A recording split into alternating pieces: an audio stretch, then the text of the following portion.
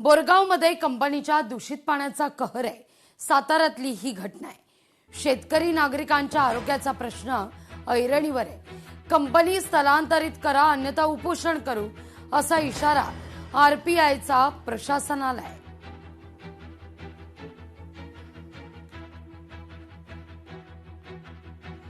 बोरगावमध्ये कंपनीच्या दूषित पाण्यानं अक्षरशः कहर केलेला आहे।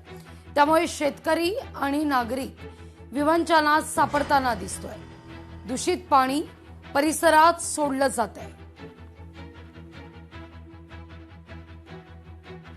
कंपनीचा विषय असा आहे की कंपनीचं पाणी शेतीमध्ये जाऊन सगळं केमिकल त्या शेतीमध्ये पसरत आहे। त्याच्यानंतर ते पाणी जे आपली विहीर आहे त्या विहिरीच्या माध्यमातून बी ते पाणीचा स्रोत तिथं केमिकलचा जात आहे। त्यामुळे ह्या सर्व बोरगाव टीमलाच म्हणजे गावालाच शेतकऱ्यांनाच हा मोठा त्रास आहे। यामुळे आम्ही अशी कलेक्टर साहेबांना मागणी केलेली आहे, तात्काळ ती कंपनी स्थलांतर करावी आणि स्थलांतर न झाल्यास तीव्र स्वरूपाचे आंदोलन एवढ्या 10 ते 12 दिवसात आम्ही करणार आहोत। आम्ही पत्रव्यवहार केलेला आहे आणि लवकरात लवकर ती कंपनी हलवावी। या कंपनीचं केमिकलयुक्त पाणी याच्यामुळे होणारा शेतकरी जनावरे आणि वैयक्तिक मला स्वतःला माझ्या वडिलांना याचा भरपूर काही त्रास झालेला आहे।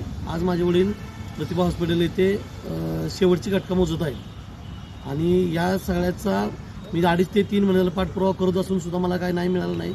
न्याय मिळावा यासाठी मी आदित्यभाऊ गायकवाड यांच्याकडे रिपब्लिक पार्टी ऑफ इंडिया यांच्याकडे न्याय मागण्यासाठी आलो आहे आणि माननीय कलेक्टर साहेब यांना ही माझं विनंतीपूर्वक निवेदन आहे की हा सगळा त्रास थांबवून कंपनी पूर्णतः बंद करण्यात यावी ही माझी अपेक्षा आहे। सातारा पालिकेकडून गणेश मंडळांकरता एक खिडकी योजना आहे। सर्व प्रकारच्या परवानग्या एकाच ठिकाणी देण्यात येतील। मुख्याधिकारी विनोद जयकड यांची माहिती आहे। नगरपालिकेच्या माध्यमातून जे उपक्रम राबवले जातात त्यात प्रथम प्राधान्याने म्हणजे गणेश मंडपाला परमिशन दिली जाते। त्यासाठी नगरपालिकेमध्ये सिंगल विंडो सिस्टीम राबवण्यात येणार आहे। त्याच्यामध्ये पोलीस विभागाचे अधिकारी कर्मचारी त्याचबरोबर महावितरणचे अधिकारी कर्मचारी हे सिंगल विंडोमध्ये उपस्थित असतील। नगरपालिकेमध्ये एकाच ठिकाणी अर्ज दिला जाईल आणि जे गणेश मंडप परमिशन घेतात त्यांना त्याच ठिकाणी त्या अर्जाचं डिस्पोजल म्हणजे परमिशन त्याच ठिकाणी देण्याची व्यवस्था केली जाईल। काल आमची चर्चा झाली, त्या चर्चेच्या अनुषंगाने सर्वसाधारणपणे अर्ज केल्यानंतर 24 तासाच्या आत परमिशन कशी देता येईल अशा पद्धतीची यंत्रणा ही सिंगल विंडोच्या माध्यमातून राबवली जाणार आहे। पर्यावरणपूरक गणेशोत्सव साजरा करणाऱ्या मंडळांकरता विशेष बक्षीस आहे। सार्वजनिक गणेशोत्सव साजरा करण्याकरता सातारा नगरपालिका सज्ज आहे। खड्डे बुजवण्याकरता कोल्ड मिक्सचा वापर सुरू आहे।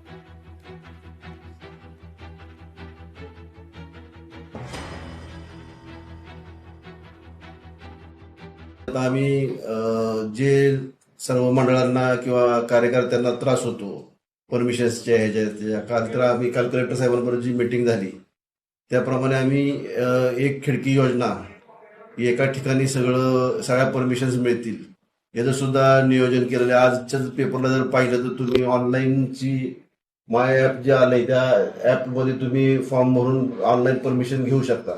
अशा बऱ्याचशा गोष्टी नगरपालिकेमार्फत आम्ही सुविधा ह्यांना मंडळांना आणि गणेशोत्सव मंडळांना उपलब्ध करून दिलेल्या आहेत।